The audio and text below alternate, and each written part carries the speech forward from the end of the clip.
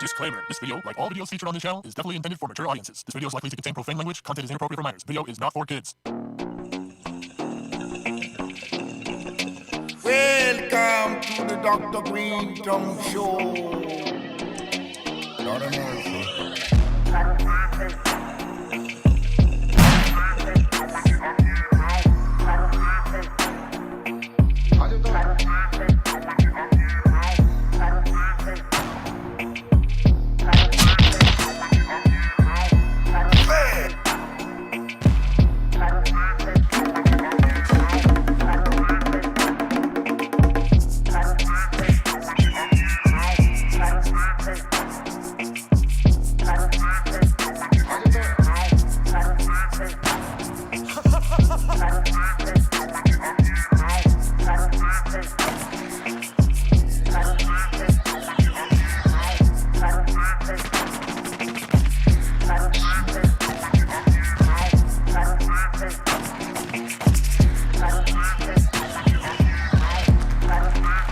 Yes. Hello.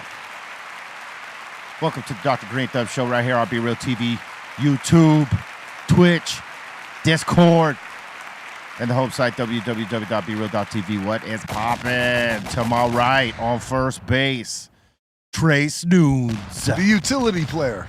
Yep, playing first base today. Yes, sir. Excellent. In the second spot, the Invisible Man. He's here shortly. What's up, guys? Hope you guys doing good. Is that what he sounds like? Hell yeah, that's what he This sounds is what I like. fucking sound like when doves cry. How dare you, Trace? Bolton. Yo, what's going on, Invisible Man? Fuck you, man. Well, it seems like we're going to have to escort the Invisible Man out of here. He needs a shot, too, for He swearing. needs a shot. That didn't take long. We can't tell when he takes a shot, though. All right, we got the Treehouse Crew, Bolton Blombo, Bra, and the Dominator. Yo, we're doing good up here, B. How's everyone at the table today? Good. Very Good. good. Yeah. We got the strong one with the bag. The bag man. Strong bag. What's up, everybody? Happy Tuesday. That would be his native name, Chief Strong Bag. I will say one thing about Steph Tone, man. He secures the bag. He secures the bag. He secured the bag. That is a secure bag. And we got the Back for Brosha in the house. Yeah, man. Sandog. I'm back. Here we go. How you doing? I'm doing good, man. Watched my crew take down the Green Bay Packers last night. Well, all right. Good for the Raiders. Yeah. See, I'm going to start a fight right off top. Why? I mean, son, I got mixed emotions about it. I mean, a couple of weeks ago, it's in here. The Raiders, nah. So last night, Monday night, big game out in Vegas. Toughest ticket in town. Sendog season ticket holder goes out there. He invited me. I couldn't make it. And I'm not butthurt about that. Sounds But what I am is look at him today. Raiders shirts. You know what I'm Well, saying? he's been a Raiders fan. There's no denying that, but usually he's talking bad about him. But today, look, he got his chest. Look, he's peacocking. But see, I'm of the mindset that if it's your team, you could talk all the head you want about it because True, good you're in point. support of it. You invest in it by going to the games, buying the jerseys, True. the emotional investment. So if you're a fan of the team and that team is like eating crap, You are a tough critic. you can be a tough critic. Right. I mean, agree. imagine how Clipper fans feel. It's just fun Sorry. to give him shit. That's what. Sorry. And I have been Fans. a tough critic, but there's only one way to silence the critics, right? Win. Win. And anyways, I wanted to shout out to all the cheeseheads who infested the Raider Stadium last night. They made for a good game, and it's always good to be able to. Was there a bunch of them out there walking around with cheese literally on top of their heads? Yeah, one right in front of me. Bunch of cheesers. Yeah. Dallas obviously got smashed the other day, right? And Yeah. you know who has the best clown memes on the Dallas Cowboys ever? Like, if you're a Dallas Cowboy hater, if you go to DJ Chuck Chillout's IG, he has some of the best. He's hard on them. He is hard on Dallas. Oh my God. And he's a hip hop legend, DJ Chuck Chillout. I mean, Anybody who knows hip hop has heard this name. Well, man's a legend, but you know he is not a Cowboys fan, and any chance he gets to stick it to him. Hey, look for this.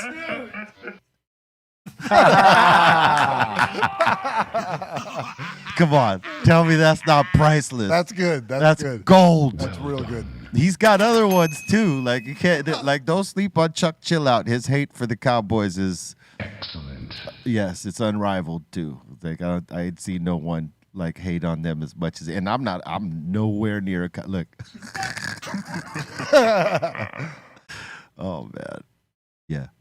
There was one he put up the other day, man. I can't remember what it was, but it was. Well, it's funny. It's kind of gotten to the point now where it's the Cowboys versus the rest of the world.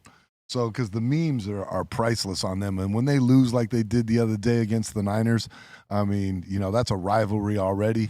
Because for a time they were America's team, you know what I mean? Now it's more like the Patriots is America. And you just made a good point. Calling it America's team pissed off the rest of America and the league. Yeah, exactly. What? Hey, we all play in America. Why are we America's team too? The Raiders is America's team, even though I'm not a Raiders fan. But I'm saying the story behind that's kind of funny or interesting because the year before they came out with that videotape called America's Team, a highlight reel that they did.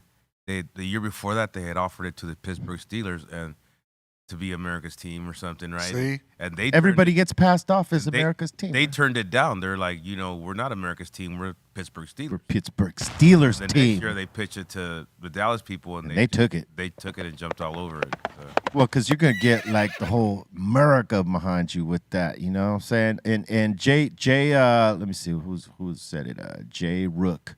Yes, the Patriots are 1-4 now, but when they had the GOAT on the squad, they were basically America's team. I mean, they're even called the Patriots. Right. It's become the title almost of the dynasty, the current dynasty team is what the current dynasty would be considered America's team. Right. Yeah. Did you see Brady at the game last night, by the way? Was he there with the Raider game? I'm sorry, I didn't check for him. Well, I mean, I know you're a big fan. That's what I'm getting at.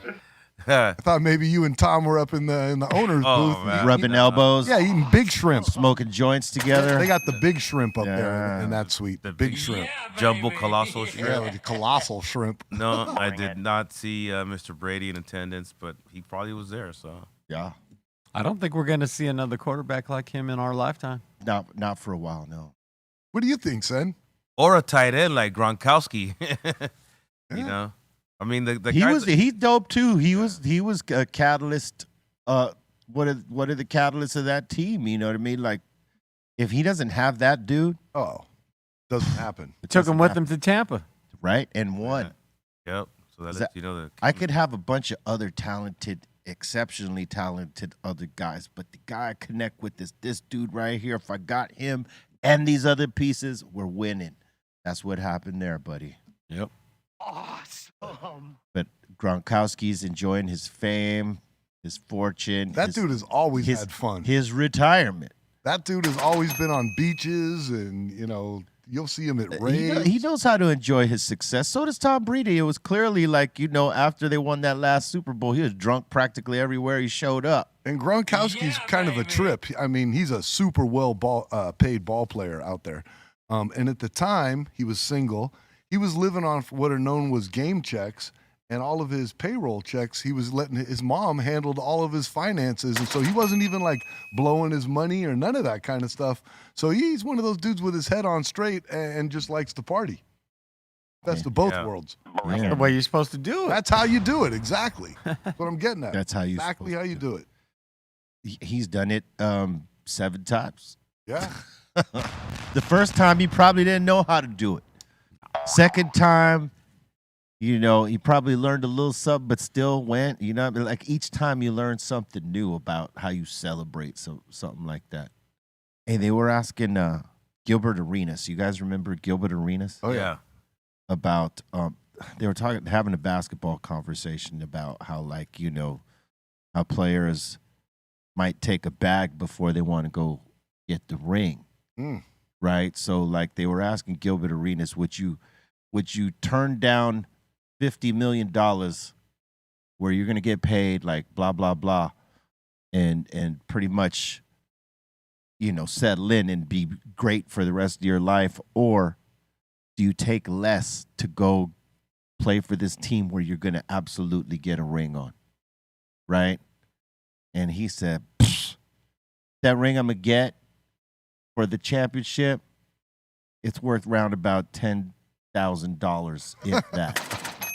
I'm going to go get the $50 million. Bring it. Now, salute to Gilbert Arenas, for individualizing that and say, I would go get the money, right?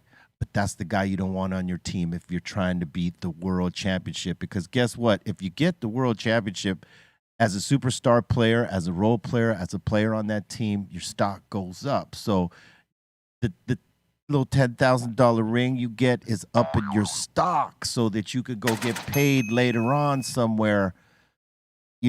So he would basically, it's taking the quick money. Right. And Hey, over the ring. it might have cost like $10,000 for the ring, but the resale on that ring is priceless. Yeah, but it's not as much as $50 million is what No, he's saying. No amount. Like Right. they were saying like how much was so and so's ring, like I don't Michael know. Jordan's worth. Yeah, I was gonna say Michael Jordan's first ring. As an individual, yeah, his ring would maybe go for $1 million, $2 million to some collector. Or something like that, to that effect, right? But not $50 million. You don't think Jordan could get 50? And as I don't an think so, owner no. of a sports franchise, you made a point, B, that you don't want him on your team as a player. Well, you don't want him on your team, on your roster as an owner either, because why? No. That guy could be bought. He could be bought, yeah. Period. You put a number on it, $50 million, he's bought. And I love Gilbert Arenas. He's a stoner. He Right. represents the culture. But, yeah, as a team player, yeah, they all want to get paid. They're paying to get, to win and to get paid. Some guys, they know they're never going to win a championship, so they're just getting a check. Right. In the 80-20 game, 80% of people are going to take the check. Right. Well, because Their prices, and If- most of those people's price ain't even that much. well, but see, that's the conundrum, right? Like that word. See how Wow. I use that there? Conundrum. The Thanks. conundrum, according to Bolton, Thank you. is this, right? Not everybody gets the chance to say, "Hey, Trace, we'll sign you for $50 million," or this other team that is guaranteed to go to a championship and most likely win wants you for less. Now, he got to make a choice. Does he want to be known as the guy that got the money or the winner? The guy, you know what I mean? Because eventually you're going to get more money, and especially if you're a star, right? Like Gilbert Arenas was a star. So, you could see how someone would say, hey, come play for this team and we'll build around you. We're not going to win any championships in the next 3 years, but we're going to pay you. You have a decision to make. Do I park myself here for this X amount of time knowing that I'm not going to win and what I'm playing for is to win? Or do I sacrifice those wins or the wins that I want to get paid over here for these few years? And hopefully my stock is still worth something when I decide to go to a team that's winning.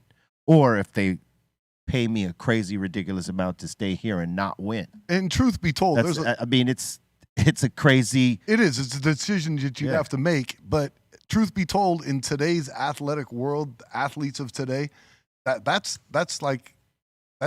really happens. What I'm getting at is like, okay, you can go play ball for the New York Yankees playing baseball, which you have a great chance of winning a ring, or you can go to the Minnesota Twins in the middle of nowhere and play and probably make more as a starter for the Twins. So it's like you're saying, you have a choice to make. Am I going to take the money Right. here, or do I want to go to the Yankees where I'm going to get a ring? Yeah.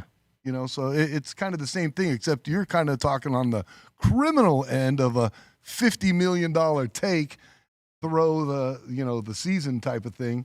You don't want him on your team as an owner or I a don't player. think he would throw the season, but he would just be like not making the decision. He'd be making the decision not to play on the team he know that he could get a ring with. If the ring is not important to you and the bag is, then you don't care about going to the top. No, hell no. I'm not going to take 10 million less. I'm going over here with 50. Right. Or 20 million less, or whatever it is. Hell no. Sen would be a question to ask that too. I mean, he's kind of like the athlete. He played a lot of sports. Yeah, Sen. Sen, what would you do? 50 million or the ring for, What are you let's gonna say, do? 15 million. If I was a young, not a rookie, but a young athlete that found myself in a position to stay somewhere for less money or go free agent and go to a sorry team where it's basically just going to be me, I think I would, if I was a young cat, I would stay with the team that has a better chance of winning because I could always No, this is talking about a trade. Like if you were, okay, or your options, right? Let's just say you go to this team over here, Sen, but you're a role player. 15 million they want to give you, but you're going to get a ring. I'm done. I'm staying right there. There it is. Not everybody's like that, though. These days, it's about get a bag because when you think about some of these kids that are playing now, coming out of straight poverty and scraping to get by to like stay in college to play on the collegiate level and to try to showcase to get into the pros.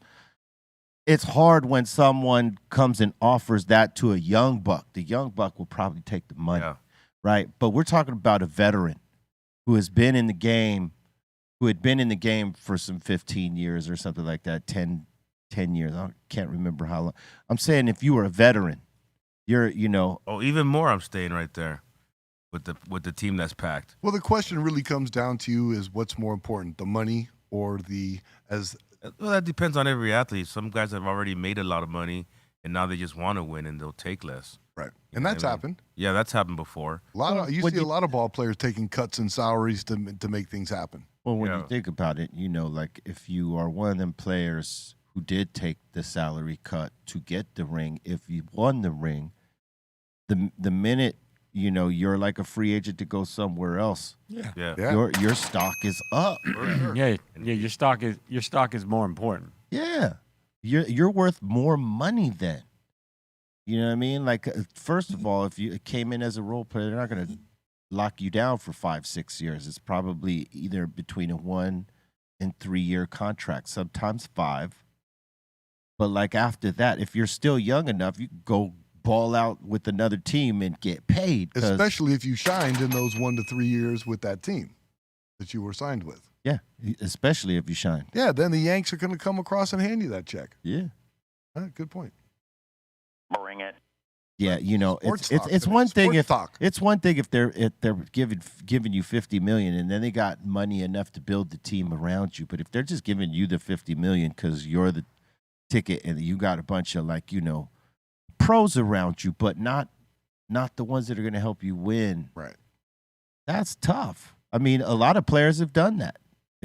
Some had no choice because when you're for the first round draft pick, it is what it is. You're going to the team you're going to unless they want to trade you. And you got to remember the mindset of a professional athlete, very competitive. Very competitive. Oh, yeah. So, for the most part, they want to win. Losing sucks. Losing sucks. And nothing's worse than if you were a guy that could shine, you're that talent, you could be somewhere and you're losing and it's not even fun to go to the ballpark every day. Word up. For sure. Well, let's just say you were that high value player and you went to that team though, and you weren't guaranteed to get the trophy or the ring, right?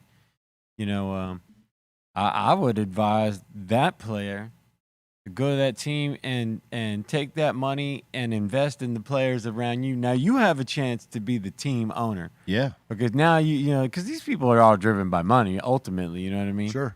I mean, the money does matter. Well, what happens? But the championship is nice. Well, what happens is some players like that, I think Tim Duncan did it, where, towards the later parts of his career, he took less money so that they could get players, like Kawhi Leonard and Tony Parker to be able to play around him and, get the last ring that he got. You know what I mean? It's that sacrifice.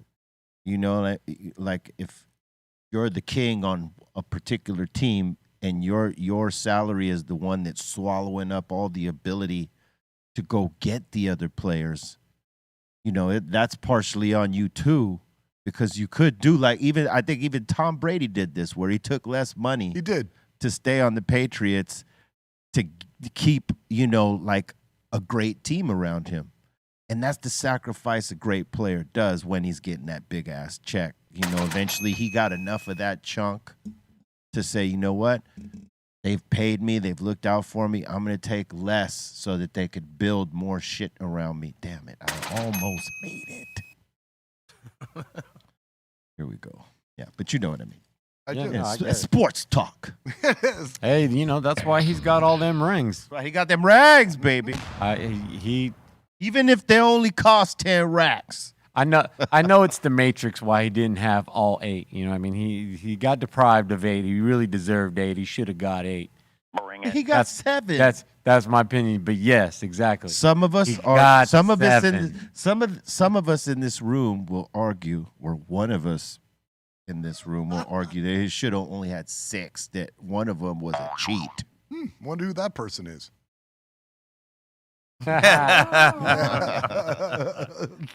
Actually, it wasn't a Super Bowl. That was an AFC championship. But that was their route to the Super Bowl, right? Yeah.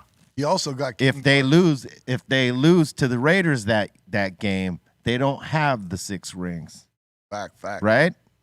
I guess, yeah, but You know what else, Tom? Or the Brady got 7 said? rings. Sorry, they would have 6. Kim I feel like Kardashian. we were all down at American Studios when that one Super Bowl was in the snow and Yeah, and was it did the Patriots win? yeah. They won like some little janky little kick exchange or something. I can't remember.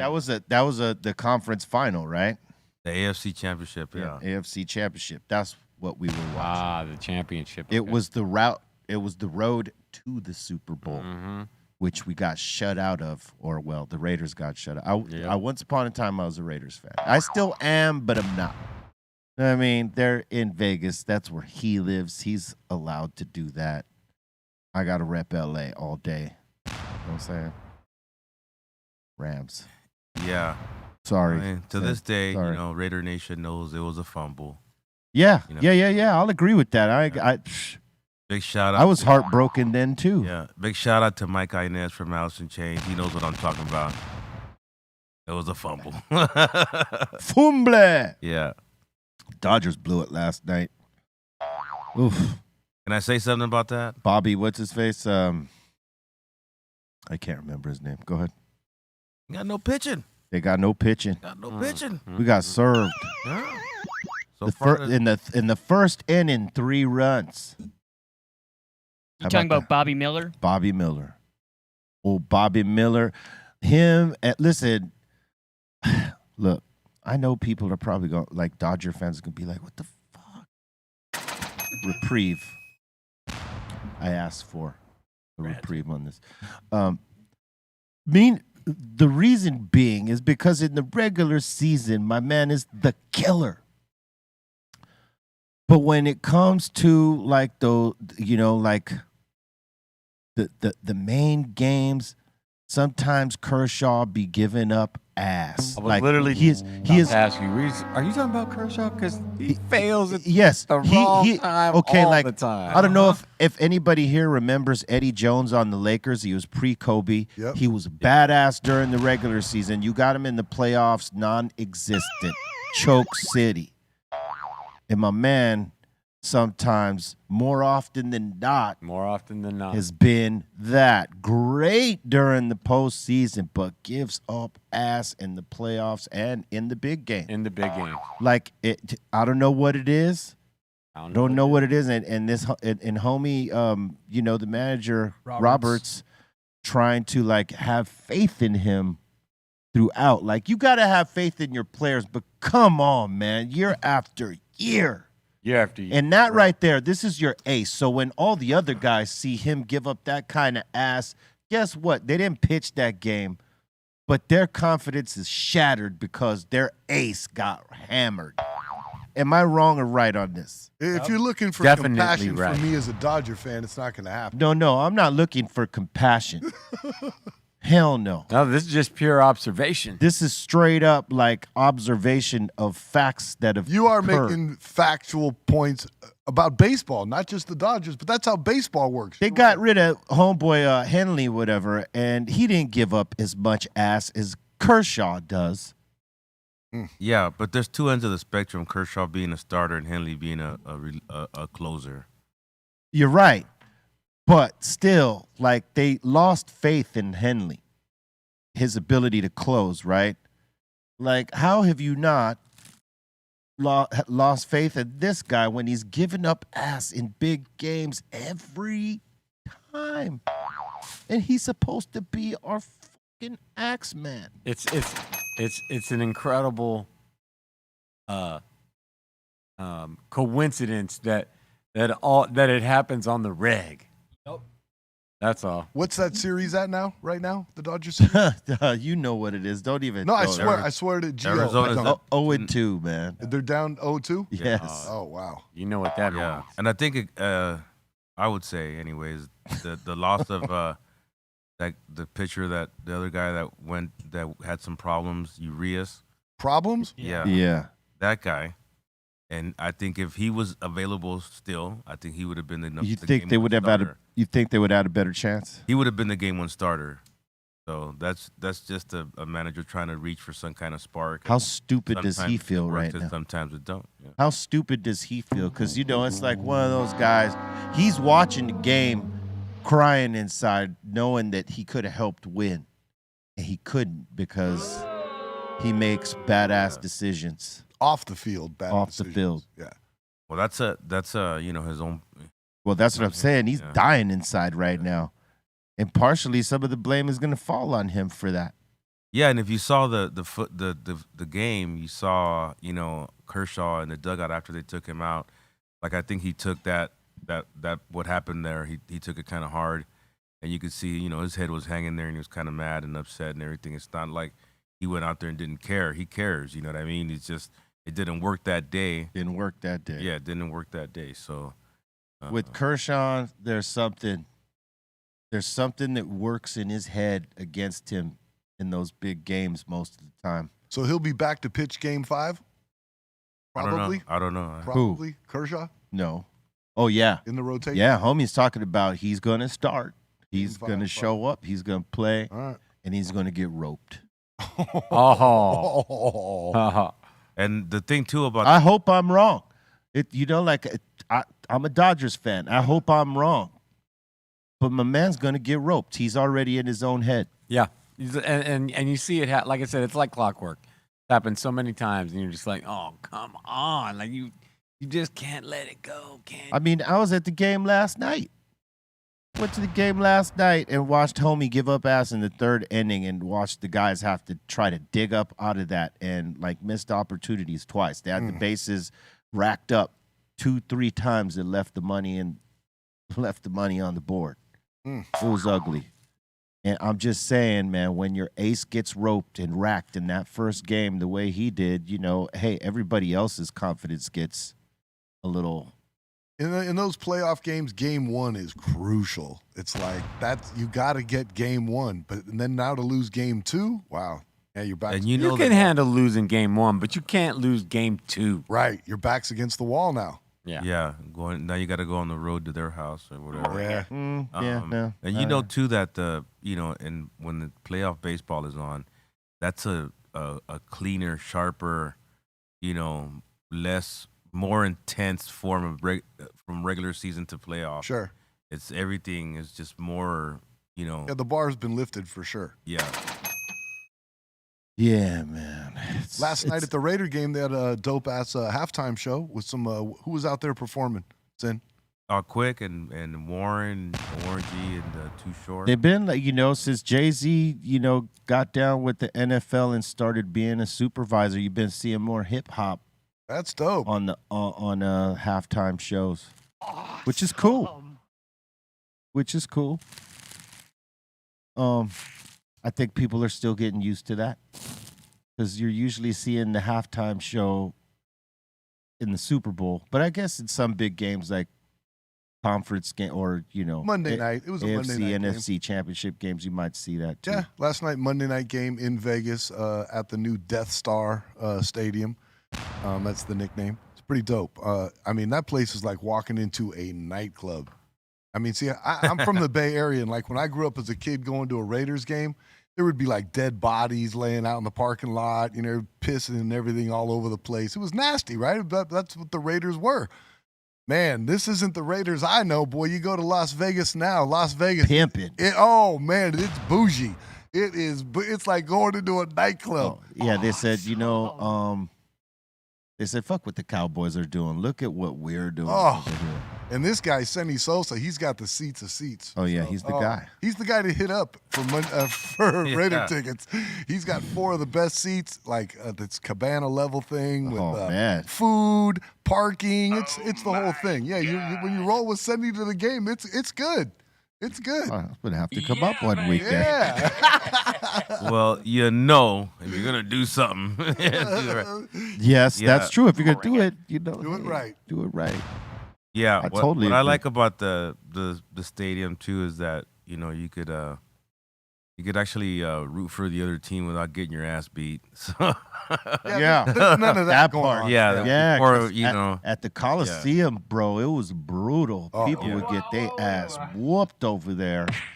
I remember being down there. I can't remember who came with us, but we were at a game.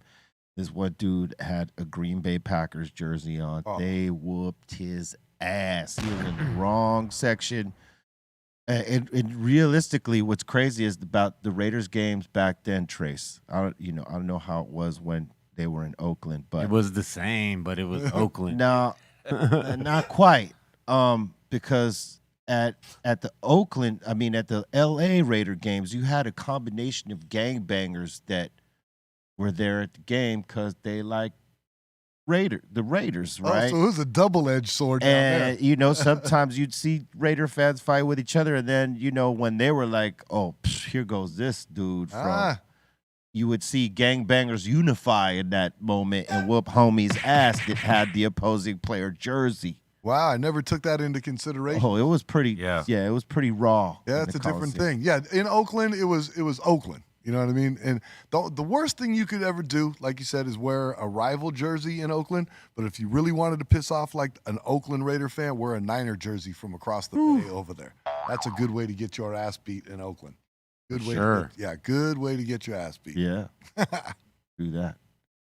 Good old days. That was the crazy part about having the Raiders at the Coliseum is that all these gangbangers from Mexican gangs to black gangs, they're all in the building. That's the same thing in Oakland. Sometimes they're getting along and sometimes they're not getting along. But one thing's for sure, when they see the opposing jersey, they're all mobbing. Back then. It's sort of a different culture up north. They don't necessarily do it like that, but it is crazy too, though. It's no less crazy. It's just a different style of crazy. It's a different crazy. It's California. Yeah. When I went to my first Raider game at the Coliseum, and I actually felt like I'm somewhere dangerous. I actually felt that way around everybody that was there and the vocabulary that was being used. And I was like, man, I got to stay on my toes out here because something might happen, and a fight might go down, which it did. And it wasn't weird to see, the emergency team coming with the stretcher down in the seat. Oh, yeah. To get somebody out that got laid out. And then the cars in the parking lots, in the surrounding parts of the neighborhood when, too expensive for you to park in the lot, so you parked around. Mm-hmm. The break-ins that would happen over there at the Coliseum at that time, man. Ooh-wee. It was, gangbangers were coming, like hustlers gangbanging, homies that were jacking fools. They were coming up back then because, you coming to watch, when you came to watch the game in L.A., hey, you took your chance on whether you were going to get jacked or your car broken in. Steph, you could probably contest this. It was the same thing back in the day at Candlestick Park That's with the what I'm Giants. saying. Oakland, the same thing. Same thing. I mean, Oakland's literally in the Oakland's the hood. It's in the hood. the hood. Candlestick Park right there in Hunters Point. It's no wonder that the Raiders left California because these were the only two places they had to play, and it was in the hood. The hood. And that's kind of the mystique of the Raiders. That's kind of their Very hoodish. Yeah, you know, they're the pirates, you know, that type of thing. You know, they're not the San Francisco. The joke in the Bay used to be that the Raiders were, of course, what they were, while the Niners were the wine and cheese. Yeah. You know, it was the two different things entirely. Well, the new stadium in Vegas has Very none of that. Yeah. And let me tell you, nobody wants to really go to a game with Sendog, because let me tell you what happens when you go to a football game, a Raider game Tell with us Sendog. what happens. Okay, well, see, it's like the way he takes Stories by Trace. the parking, the food, the seats, all of that, top notch. But then comes halftime, and Sen will say, "Hey, let's go smoke one or something." And so we go to this area where, like, you know, at halftime where everybody's at, and it turns into a Sendog meet and greet photo op. They are lined up to take. This guy right here is like the Raider poster child, out of control, going to a Raider game. You're exaggerating. That's Sendog. I'm not exaggerating one you bit. are. Tell me I'm lying. Yeah. That's Sendog. I mean, it happens, but not to that level. Oh, that you're talking about. Sendog, let me take a picture with you. Yeah, all that going on. Oh. Yeah. Whatever. Yeah, Whatever, okay. dog. Yeah, okay. Yeah. Yeah. Well, you I know. believe it. It's I've got mad years of service here. Everybody knows I'm a Raider fan. They see me, hey, you want a picture? Cool.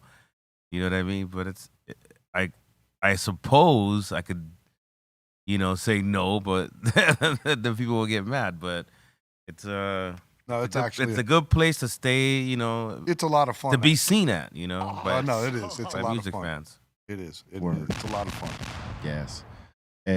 On this day, 1989, in hip hop, Biz Markie released his second album, The Biz Never Stops. Rest in peace to the Biz, the diabolical one. R.I.P. Good brother. Very nice man. Used to rock parties on the Yeah. turntable too, boy. I was fortunate enough to interview him a couple of times, and he'll always be one of those guys that you put in the category as, man, that guy was a nice guy, man. And he's hilarious. Hilarious. Great sense of humor. Yeah. A real character, that's for sure. Yeah, and he's a big dude.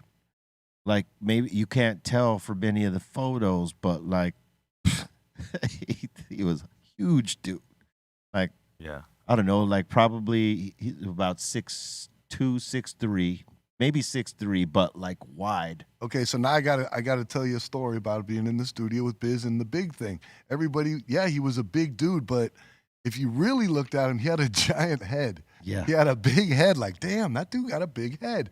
And we were smoking and all that kind of stuff, sitting around bullshitting, and that was his homies. The first thing they did was cap on him about how big his head was. Right. He was a big dude, but his head was giant, a big ass head. Word up.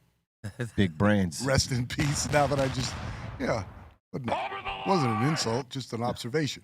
No, Okay. he is a big dude, though. I feel bad now. Shouldn't have told that story. That story is by Trace. Sorry. DMs, everybody hit Yes. Trace. In 1995, on this day in hip hop, KRS-One released his second solo album, self-titled KRS-One. One of my favorites. Yep. All day.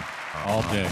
He ain't never put out anything that I didn't like. You know what I'm saying? I always loved everything he put out because the thing about KRS-One is that he's never stopped doing it. There was never a lull or a pause or anything. He just kept going. And anybody could tell you that does this, the more you do it, the better you get, especially because you explore different ways to do that. You absorb different knowledge, different experiences, and sometimes apply it to, whatever you're working on. And this guy, man, he ain't never slowed down and he's only gotten better. You know, like this shit we do ain't got an age for you. You know what I mean? If your mind is still sharp and can be creative and you keep working on it, it's like a muscle. The more you work on it, the stronger it's going to get. When you take a pause and, you know, take a vacation for a few years, yeah, it's going to take you a minute to get back on the horse and you know, get up there. But if you stay on it, I mean, he's like the example. You listen to a record he does now, doesn't sound like an old style. It sounds like a KRS-One, like right now. Yep. And that's the beauty of how he, you know, how he does it. Because when you think about when he came in the game and where we are now, he spits just as much fire as then, if not more. He did a dope set when you guys last year performed with him in New York City. That was a dope show. Yeah, he still kills it. He's got a different style of doing his show, but it's effective and he kills it. Like, people love that shit. So salute to the teacher. You know what I'm saying? Those were two big records for hip hop right there. You know what I'm saying? Two dope albums. Today is also World Mental Health Day. There's, you know, a lot of national days in our calendar, but this is a good one right here. Because people got to be up on game with their mental health, man. That's got to take care of that. Yeah. Some people don't like talking about their problems to people or you know, any of that, or you know, sometimes even going to a doctor or a therapist or anything, just like totally avoid some shit and keep it all in and allow that stress to become something bigger. You know what I mean? And yeah. Everybody needs, I think, that mechanism of somebody, like, I'll use the term, to talk to. Yeah. You know, whether that be a best friend, family member, the neighbor, somebody, you know. People just didn't ever want to seem weak. Like the generation before us, they wouldn't tell each other their problems because they didn't want to seem weak to one another. Yeah.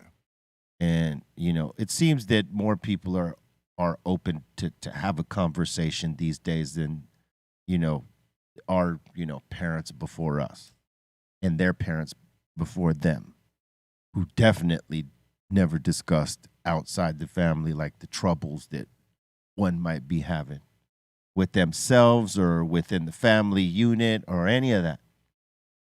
You know, but it can all be talked out. And you know, communication is everything.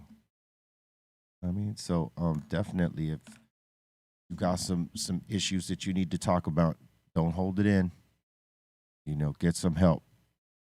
And another national food holiday. It's National Angel Food Cake Day, son. I am so glad you mentioned this because, ladies and gentlemen, sitting at the table is the angel food cake king eater of the world.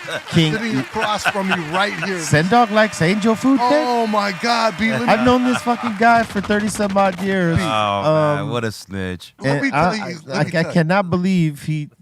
Yeah, let me I've tell you. never seen him ever eat angel food This cake. is how it goes down. Every Tuesday, this is how it goes down. Damn, On every Tuesday. Tuesday. Yeah, we get in the car, we drive, we get gas at State Line.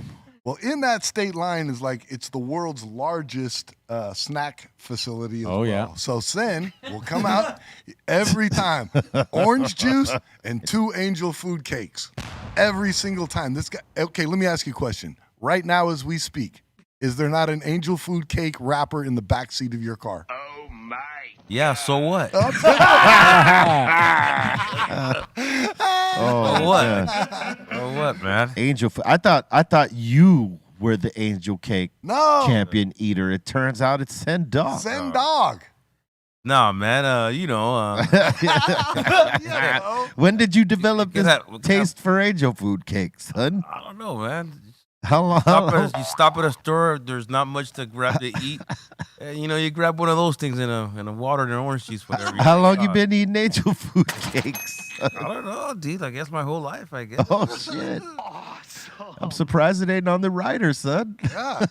Bring it. Yeah, no. I'll put it on it. Bobo would eat it before you got to it. I'm sure he would. What Yeah. happened to my angel food cake, doc? Oh, Bobo got it. He's probably gonna claim he don't like angel food cake. But I'm not gonna say I don't like a good angel food cake. I love angel food, especially if you put like some strawberries on it with some whipped cream. You know what I mean? Not bad. Now you're talking. Bring Yeah. it. You could get like a thing that you could buy, and then it sends like a whole bunch here to the studio, and you just have it on deck. What? Put it in the kitchen. Yeah, you could eat I that. think that's a suggestion, B. Is See, I like sponge cake. Sponge cake is Oh yeah, Is angel food cake, is that the yellow or is that Yeah. the white? yellow it's yellow. White cake is just white cake. sponge cake. Sponge. Sponge cake. Man, that's bomb. Right Yeah, there. sponge cake is good. So is angel food cake though. I mean, I'm just surprised he eats it. Yeah, because he eats very healthy, except for the angel food cake Well, it's just on Tuesdays. on Tuesday. It's a cheat day. It's a cheat It's just on day. Tuesdays. It's a cheat day. What's wrong with it? You got to have a cheat day. You can't drive yourself crazy. Yeah. Like, Thanks for telling the audience. I appreciate it. Well, I mean, only because he brought it up. It said National Angel Food Cake. Oh, ironic. Send. Exactly. Dude, just one of those things, man. Yeah, word up. one of them things. What did it- Sendog, have you ever made an angel food cake or not? No, man. Settle down. I don't cook, dude. How many times I gotta tell you? Yeah. I was gonna say next week you should bring one to the studio Why should he bring one? Why don't you bring one? because he's the king of angel food cakes. Eating angel food cake, not making them. you Like I imagine, don't, like- I don't remember Trey saying that Sandog ever made one. Well, like him in the kitchen with his little apron on baking. That's a good look. How about you make it? I'll go to the store and bring one just for you. Thank you. With a bite mark in it. He's gonna tear a big ass bite on it. Hey, did you see this, Sandog? Sick New World lineup announced System of a Down and Slipknot headlining. Yes, I did. I was impressed with that lineup. How about you, Steph Toe? I have not seen it. Yeah, apparently they just announced this lineup for next year, 2024. 20 Mamba. Alice in Chains is on there. Oh, wow. Primus. We went to we went to that one this year. good. Seven Dust, It's Helmet, a lot of, how many stages do you think they got on this Gendra. Four. particular piece? 4? 4 or 5. Yeah, I saw you play there last time. Mhm. It was right in front of you. It's a lot of groups, man. Primus is playing. All right. Duster. Dope. 7 Dust, Helmet's playing. All right. Get down. It's quite a lineup. A lot of good bands on there. Yeah, Taproot's down there. I see him. Bang. Yeah, that ought to be a good afternoon of music. Yeah. Yeah. Put your earplugs on, baby. It's gonna be loud. Did y'all see this video? That was released by the LAPD cop. They were playing Pokemon instead of responding to a robbery. Wow. This Priority. video, like cops been getting caught out there with crazy shit. The OnlyFans. Did you hear about that? Oh yeah, yeah. That the chick who's a cop who pulled this dude over, recognized her from OnlyFans. Like, I follow you on OnlyFans. And then made a story. Now, this dude was playing Pokemon and not responding to a robbery that just had went over the con. Wow. Was there was Yeah, I there got a video? little clip for you guys right here. Where are you playing? Oh, okay. I thought maybe you were able to live chat with whoever you were playing a game with online right now. I'm like, dang. It's nice to have one more Pokeballs and have the potion, because then you don't have to. Oh yeah, yours is 962 also, right? We're both on 3. Yeah, keep thinking you're 31 as well. I didn't freaking market catches everything. He's trying to find a character instead of But you're still Right. pretty Doing high his up there job. for not catching everything. Wow. Oh my Huh? God. that's what we're dealing with down here. Well, That's what we're dealing with down here. And that was in LA, you're saying, huh? That's LAPD. Hmm. Some of the people, some of the boys in blue, as they say, yeah. How about? I mean, it's going to be forever some fuckery that we're talking about. Like this, the next one. Did you guys see the dude on the Ferris wheel in Santa Monica? climbed it, claimed he had a bomb, the whole thing. Yeah, he turned it into a big bomb. Yeah, he didn't have nothing in there. I didn't see how it turned out. So he was just Mental health issues. Well, today's Yeah, I was the day. literally about to say, I was like, we already done talked about this with the mental health. You know, I mean, people just crazy. I like that. Yeah, this dude. Oh my God. Look at him. He's right in the center. There's people in some of the.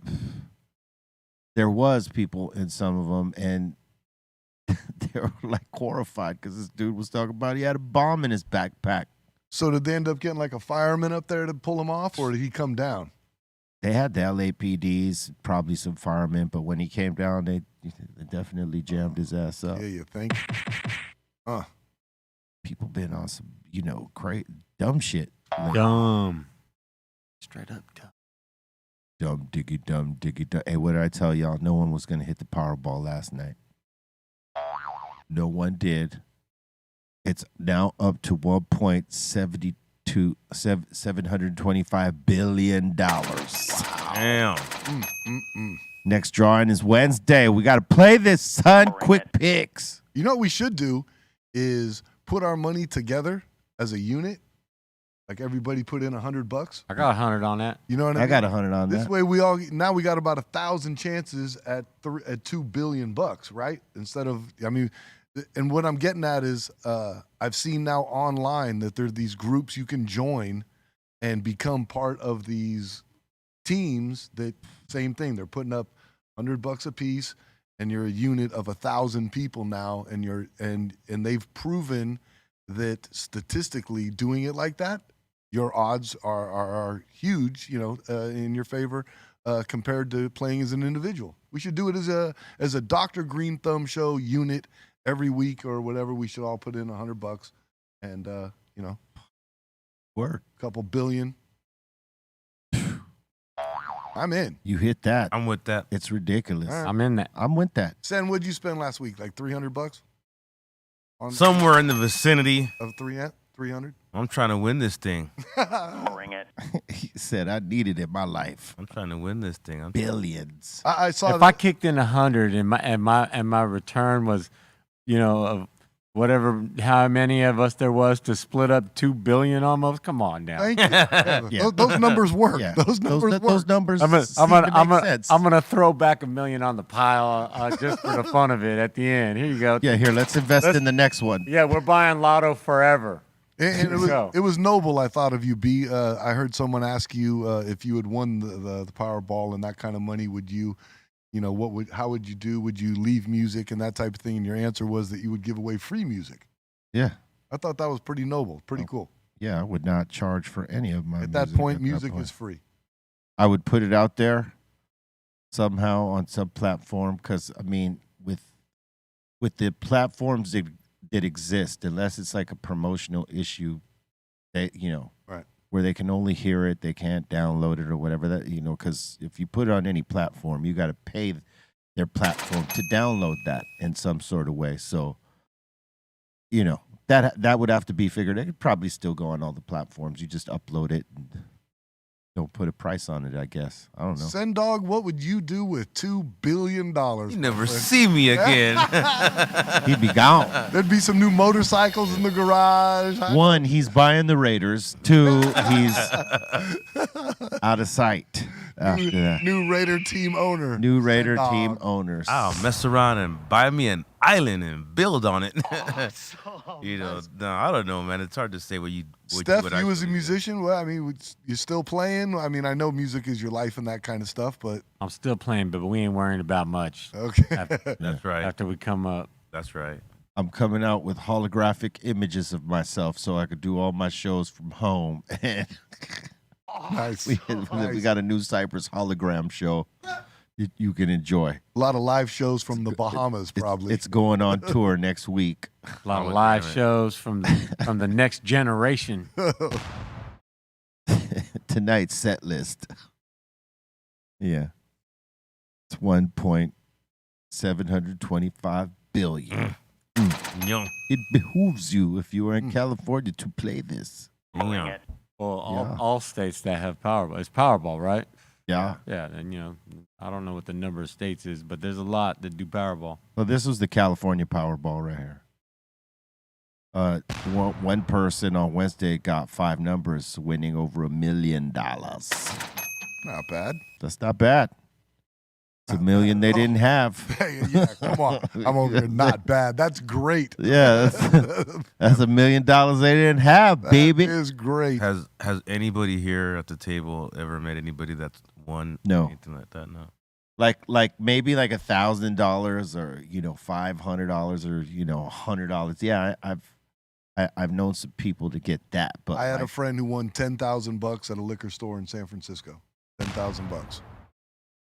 So not bad, but no huge winner. No, Yeah, no. nothing like that. tell you, well, it's just like the statistics say. Like we asked Beery. Beery found the information that Quick Picks is it's 70 to 80% it wins by Quick Pick. Right? Interesting. Yeah. Beery? And I also was going to say that Alabama, Alaska, Hawaii, Nevada, and Utah, they don't allow the Powerball. The Powerball is nationwide. It's just those 5 states don't allow it. But you know why Nevada is not going to let it happen. They're in the gambling business, and we like- don't need any competition in here scratching lottery tickets. They're like, kiss my No, ass. we with need you that. to pull slot machines, not scratch lottery tickets. That's what Yeah. that's about. Yep. That's exactly what There's that's no about. lottery tickets in Nevada? No, in fact, No, but you could go like right over the state line and there's a store. Yeah. You could just Steph, literally Yeah. at state line, welcome to California, the sign is the lottery store in California. So every person from Las Vegas drives across state line to play California lottery. I love it. Yeah. Hey, did you guys see that? It's not in here, but did you guys see that Guns N' Roses is, I think, playing the Hollywood Bowl? really. Something like that. They're playing an LA venue very soon with some other group, Black Keys. Oh wow. Yeah, I thought that was a crazy combination, but yeah, apparently Black Keys and Guns N' Roses. I've never even been in the Hollywood Bowl, so I don't even know what the stage looks like or anything like that. But Really, you've never been in the Hollywood Bowl? never ever in my whole years of living in LA have I ever been in there. Huh. So you didn't go to the Roger Waters shows with us there? Me, Dougie, Russ, and the guys, no? No. I was at the Rainbow that night, and then you guys all showed up and told me where you guys were at. I was like, oh, all right. But I didn't go to that with you guys. You missed it. This is Yeah. the Hollywood Bowl, son. One day we will play the symphony show there. That would be dope. Or downtown. Yeah, I'm hip on what it looks like and stuff. Yeah, I know that's that, but I never been up in there. All right, let's get back to it. B, what, you just didn't invite him? I'm curious how that. So what?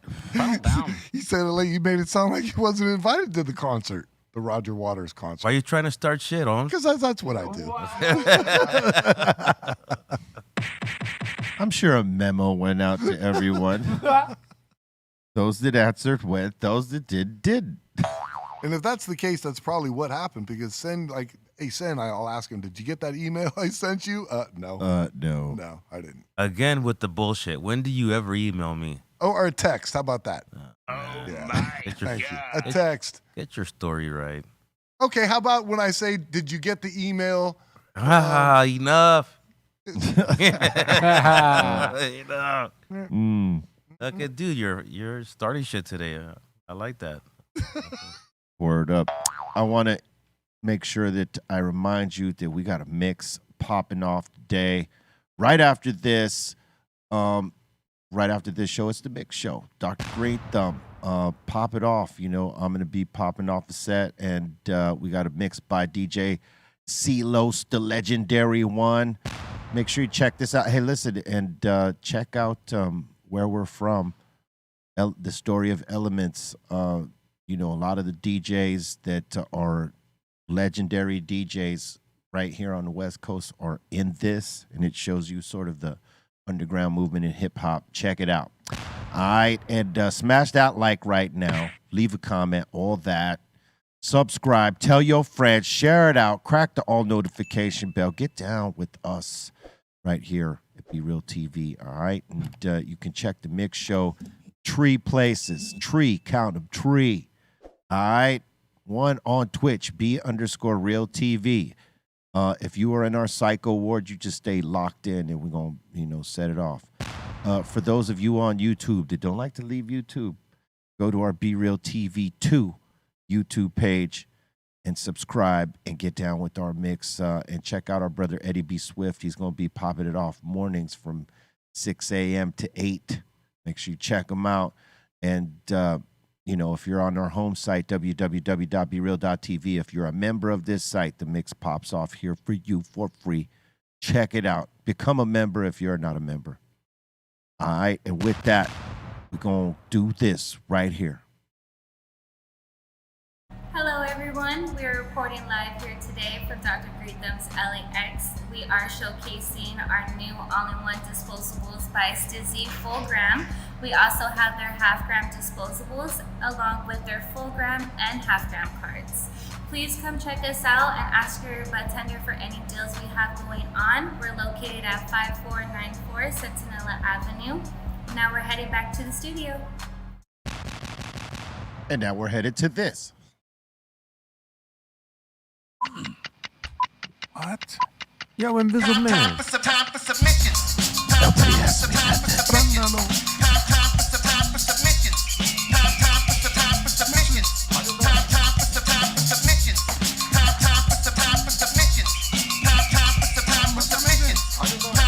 Time for submissions.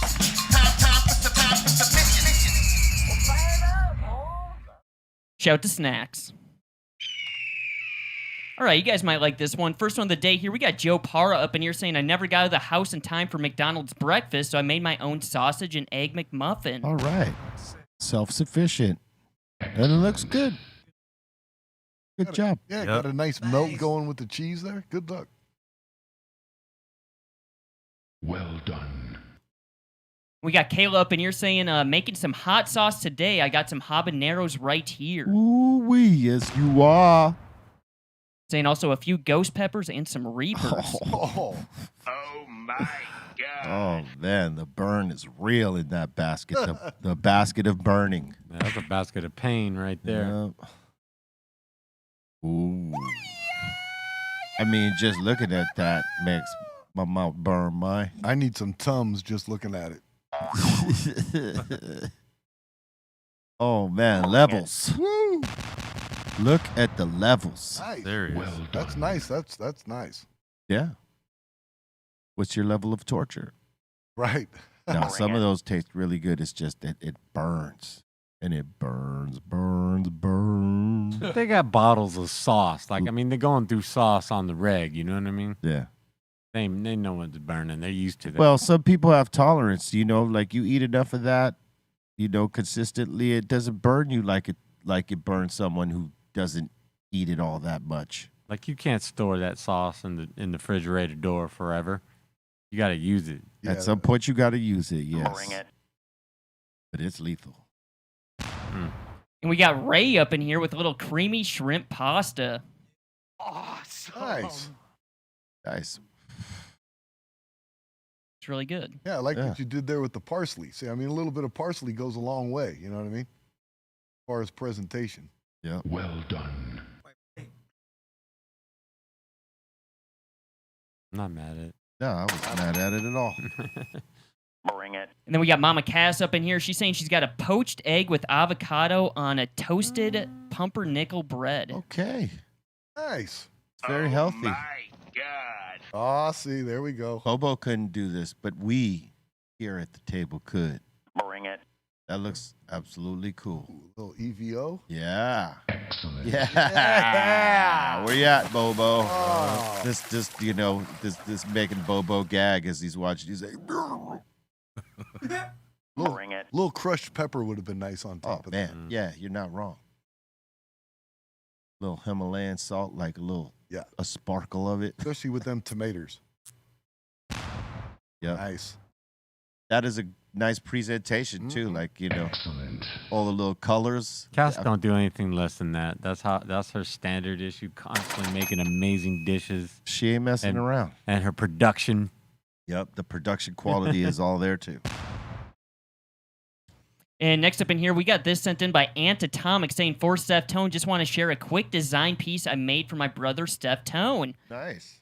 Yeah. Saying, shout out to Dia de los Deftones. I'll be there this year at Petco Park.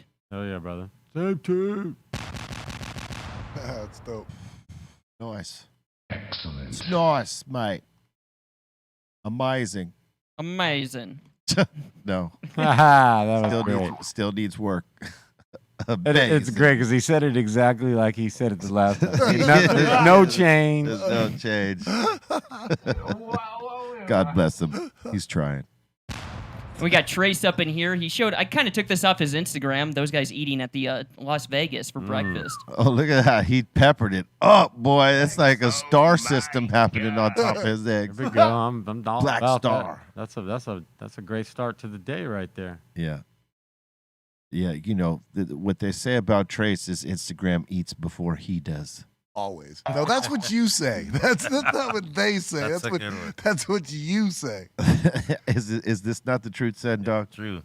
How many breakfasts have you had with old Trace where before his fork touches the plate, Instagram gets to have at it first? Yeah. I know what you're talking about. I think there was only one occasion I seen him not go Instagram. He just went for the plate. I mean, it's got to be Instagram worthy, first of all.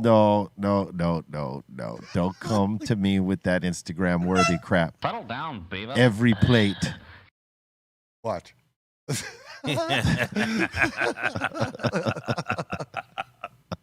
Because I'm not the guy who takes pictures of my food. Neither have I. God damn.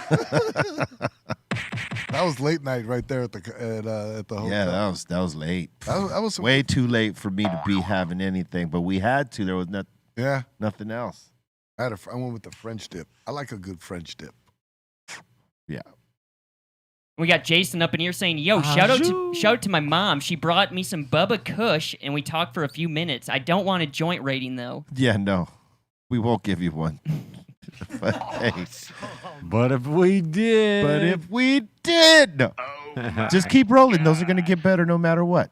I mean, it's all just a matter of time. And put enough weed in there. Don't be afraid for weed to fall out. You got to have enough in there for it to shape properly. A lot of people, don't put enough weed in and it's misshapen. But if you put enough weed in, if some falls out, that's okay. You can stuff it back in.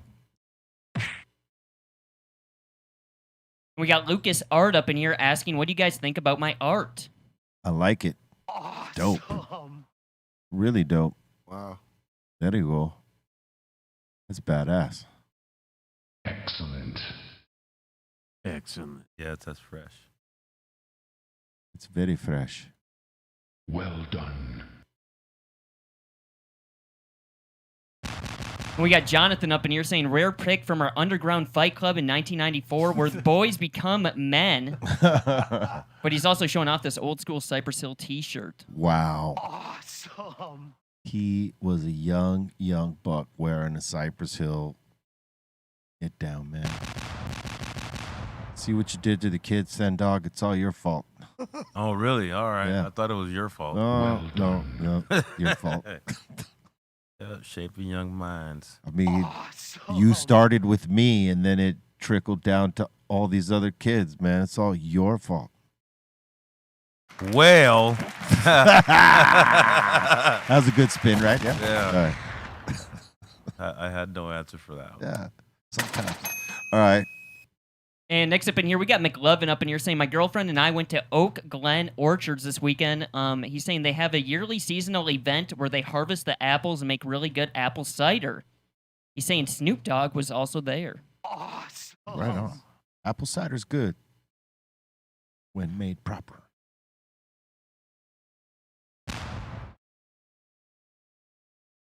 Snoop Dogg in the back. That ain't All no right. Snoop Dogg.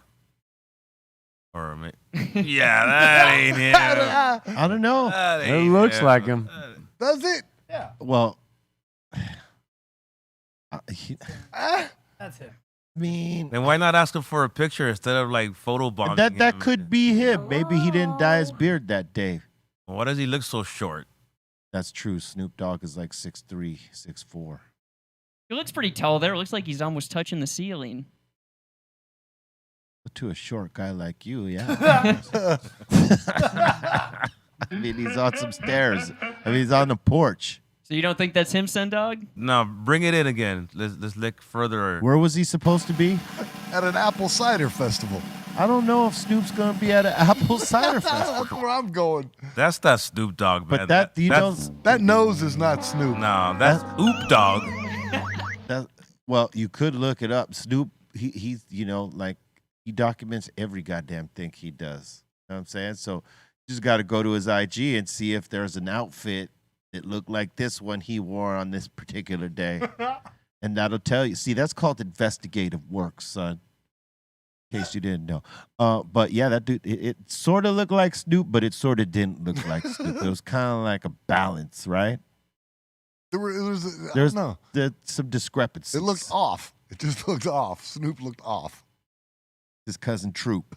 It's Troop Dog. We got Mr. Kel's World up in here showing off her joint. She's not asking for a rating, though. All right, cool. Right on. It'll burn like a champ, though. Don't get me wrong. Hey, you know, like I told the other homie, just keep rolling them. They're going to get better. You know what I mean? Right? That's a good start right there. Smoke.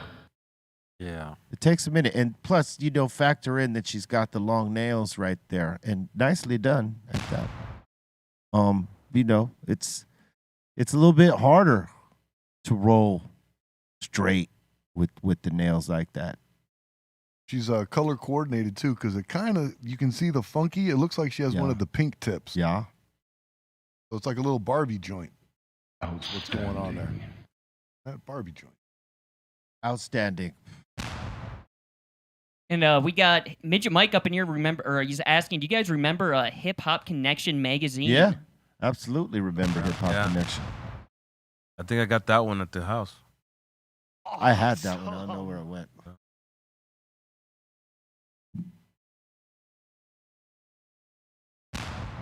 Was that a local magazine or a national magazine? What was it? I think it was European, no? I think so. It looks like it's from Europe. Cover of it, you know that. I think you're right. Awesome. We got our boy Pan up in here. He's saying, this is my son outside of a courthouse in Europe. Saying every time he finds a courthouse, he gives it the finger. Right on. Done. Do it. They deserve it.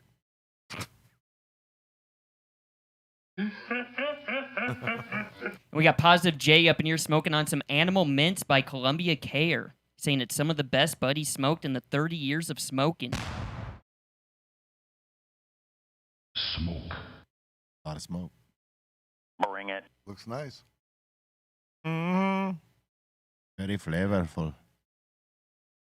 Smoke weed every day. You ever pick up that You ever pick up that Vegas weed, Trace, or not? Yeah, I'll be honest with you. I mean, there's some out there, but, you know, being from California and, you know, I know a guy, yeah, I really don't mess around with a lot of Las Vegas weed. It tends to be a little dry out there, and it's mostly production weed, so it's nothing real sexy. So That's why I've heard a lot of people from Vegas end up going to California anyways. Exactly, yeah. Yeah, it's just a real quick drive, man. Until there's a Dr. Greenthumb out there in Las Vegas. At some point, yes. Yes. We got Jibby up in here saying, my mom wearing the Kitchen Sink Crew t-shirt while watching the Greenthumb show with me. Well, all right. Awesome. Salute. Right on, moms. Stylish. Yeah, look at her chucks. Look at her chucks. Back at Yep. Awesome. Word. Yep, splashing on them. And we got Purple Haze up in here. He's saying some homemade butter and hash oil pills I made with Cali Blades and 710's oil. Yep. Oh my God. What did he say was in there? He made some butter and hash oil pills. Boy. Wow. Kind of just like a tincture. Yeah. Exactly what it is, Bolton. How? Bring it. Then he's also saying he took 4,000 milligrams at once before the Cypress Hill Symphony show. Oh my God. Come on, 4,000 So he took all of these bottles right here. Come on. All 4 of those. all at once. No fucking way. That's what he's saying. He's trying to ease on. Oh my God. That's crazy. Oh God. Holy shit, dude. Did he see the shit? Did he make it to the show? Yeah. Yeah, exactly. How long, What happened after? Like, how long did you last? Because, I mean, There's no way he just went through the show all night. No like way. That. Like I was just blown out. Like I was just another night of smoking. I've taken the max 800 milligrams and been like, I didn't know up from down. I was swinging from the chandeliers. You know what I mean? I was drunk. 4,000 milligrams. Oh man, I'd have to have a diaper on. You'd be taking me to the hospital. It wouldn't end well. 4,000, no way. No fucking way. yeah, I don't do drugs. What's the most you've taken? Like if you take 1,000. 1,000, right? yeah, and that's that. And you already know, yeah. When you build tolerance for that, then you're gonna have to start doing more. But it takes a minute before you build that tolerance, because that 1,000 is 1,000. Shoot. I think whatever level you're tolerant, 1,000 is gonna. Yeah, 1,000. Yeah, you could be a heavyweight champ of smokers, and you're still gonna get hit on the You're chin. still gonna get hit on the chin, no doubt. Yep. That's no. You know, you think you could be, you want to be superhero, you could do it, but I'm telling you, it takes a minute. Anyway, next. And we got Mr. Anejo up in here saying he's having a little wake and bake. Saying shout out to the Greenthumb podcast. Nice. Oh yeah. Awesome. He's also rocking the Puffco. Look at that. Yeah. That's kind of dope. Hey, you should send that to Puffco. That's a cool pick. I dig that. Excellent. We got Pollo Kush up in here saying shout out to you guys. I'm doing the RSO. Hey. That's that real RSO. Arreso. Arreso. How many milligrams do you think that is? That's a lot. Well, looks quite a bit. those seems to be like the gel caps I have, so those are probably 900. Yeah, probably about 900 each. Would you say? Yeah, I would say so. Yeah, no, I mean, yeah, they're Because the dark. full, the complete one right there would be full with the small bubble. So they're probably about both 900, something Yeah. like that. Those are big hitters, though. Those will both devastate you if you run too fast. Yes. But if you take both of them at the same damn time, yeah, you're going to have a heavy ride. Hold on tight. You're going to enjoy it if you like a heavy high, but it's going to be heavy. I think you take both those, you're not gonna enjoy it. You're gonna be, Unless your tolerance is up there. you know. lose all your motor skills. Yeah. Yeah. You got to be doing something already, like doing it. Yeah. Because it's going to affect you even when you're doing it, but at least, if you got something to keep your mind like busy and you're physically doing something, it's Yeah, because if you think you're going to lay in bed there, and you're done. You're done. You're watching TV, done. Yeah. Watch. You're at the movies.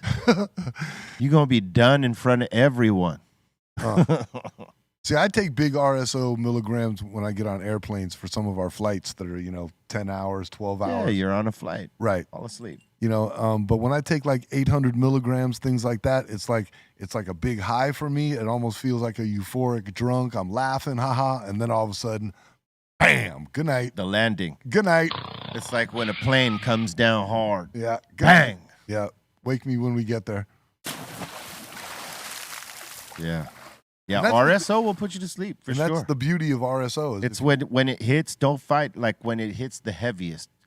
Like when it's first hitting you and you can endure it, yeah, you go with it and you enjoy it. But when it's like at its heaviest and it's like you're fighting your eyes being open and the nod out, yeah, you got to give in because that's going to be the rest is horrible for you fighting that. And a lot of people that haven't taken it are probably like, oh, I wonder what it's like. And it's kind of like it's how people say that smoking flower is different than taking edibles, two different kind of highs. It is. Same thing with an RSO. Mhm. It's a different kind of high. It's a euphoric, it's, I use the term, you're going to get high off of it and that type of thing. But it's definitely, a whole different thing. It's not like, smoking flower, and it's not like eating a brownie. It's kind of like the next level of that. That's right. All right, next. And we got the Dominator up in here. He kind of made these hamburger deviled eggs, these cheeseburger deviled eggs. Whoa. It's Wagyu. It was something different than I thought in my head when you had first said it, but I mean, okay. What is it? It's a deviled egg with a Wagyu beef slider. Wow. Wow. And grilled onions. Okay, from top side, that looks awesome. They were pretty damn. I bet they were. Packed with protein. Protein packed. Bomb. Now, were they like? So They were poached. You or hard boil hard-boiled? the eggs. You make the deviled egg, Right. just like regular. Right. You make your beef patty. Right. Put the cheese, grilled onions. Right. Put that on top of a deviled egg, and then Right. put another deviled egg. Oh, you're deluxe. Pretty good. Okay. All right.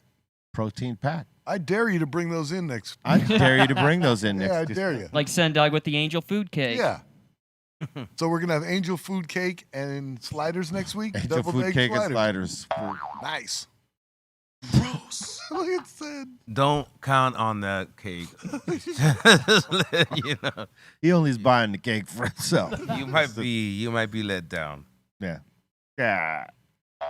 And we got Hempy Hard up in here saying, yo, I finally got my Funky Field Tip starter pack, and I had to celebrate with a 12 milli. Well, saying all right. it's a backstrap roll. Hey, All right now. a backstrap roll even. All right. 12 milli, no games being played. And a backstrap roll. I mean, that's hard to do without a funky field tip. If this is his first time rolling with the funky field tip doing a backstrap. First thing off That's top, pretty good job right there. the only thing that kind of throws me off is not even the roll job, is just get that tip, the glass. It shouldn't be 50-50 like that, half in and half out. You should bring the tip of that paper right up to where it starts to make that curve. Well, I think what it was is he used the short zigzag or short rolling paper because realistically he's using more weed than he is tip. Yeah, it's probably a 1 1/4 instead of a king size. So paper. like if he uses most of the tip inside the paper, he's losing half the weed. Right. So that just means get a bigger paper. Right. King size. King size it up. See, that throws a lot of people off that I've talked to about funky field tips too, is they say they roll with, standard 1 1/4, which is like a standard paper. You could do that. And then I tell them, no, use king size. And they're like, oh, but I don't smoke that big of joints. But in reality, half the joint is a glass tip. Half the joint is a glass tip. Right. Or a quarter of it. Right. A good percentage of it. So 1/4 of the joint is. yeah, so a king size paper is not a king size joint. That's Yeah. what I'm getting at with a glass tip in it. It Yeah. actually is what you need to put a glass tip in a king size joint to make a nice joint. It seems bigger than it is. Right. It's an optical illusion. True. I'm having an illusion. And we got the Cushy Monster up in here showing off some OG Kush from Cresco in Michigan. What up, though? Looks good. Awesome. Nice and frosty. Needs a little bit more lighting on the shop, but look, the weed looks good. Mm-hmm. Bring it.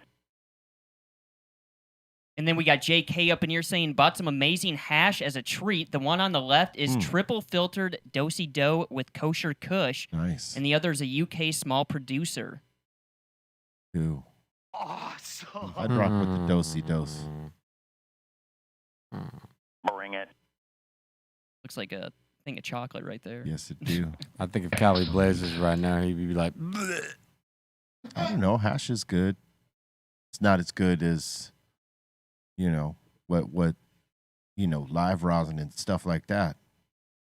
And what Cali Blaze does, shit sort of shits on hash, to be honest. Although those blonde but there hash, are some good, the blonde hash is Oh, good. you were rolling some bomb joints when we were out on tour. Those were at night. That's how we would close out the night before everybody would crash, is B would roll up these hash joints.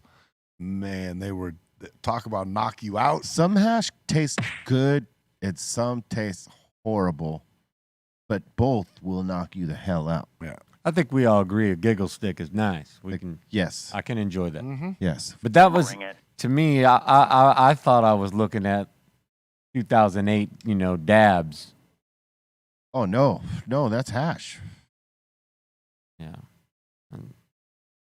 If that was dabs, that's horrible. That's why I was saying. I'm just like. Bleh. Yeah, no. You're saying it kind of looks like old motor oil dabs in those days. Yeah. Okay, I get what Yeah, but it's not. It's hash. not. It's He hash. clearly said it's Yeah, hash. I'd take a hit of it. I'd definitely. Yeah, no, you could. no, It's definitely, because yeah. it's actually hash. Bring it. And the last one so far, we got the Cushy Monster up in here saying second week of flower. He's growing some laughing Buddha, saying it's growing like crazy. Laughing Buddha. She's looking good. She's very young. She will grow. Excellent. 2 weeks into flowering? Yeah. Nice. Awesome. And that seems to be it.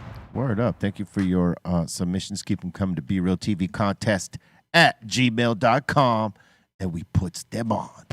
Thank you very much for that. Once again, smash that like. Don't be forgetting, because I know some of you motherfuckers are stoners out there, and I'll do it when we leave, and then forget.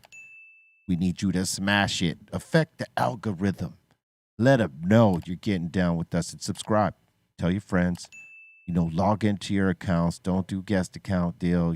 Come in and, smash it and get down with us. Share the words. Share the show out. Spread the word. Spread the love. Dr. Greenthumb Show, highest show in the world. All right. And we got some mixes coming after the show once again. All right. DJ C-Los and myself, we're going to do it on the ones and twos.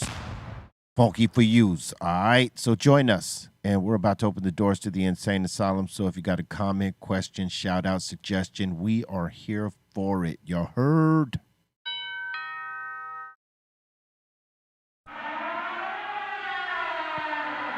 Welcome to the Insane Asylum. And we got Freak One was here saying, damn, Trace always putting Sendog on full blast. I'm not ass putting them on. mode. You heard?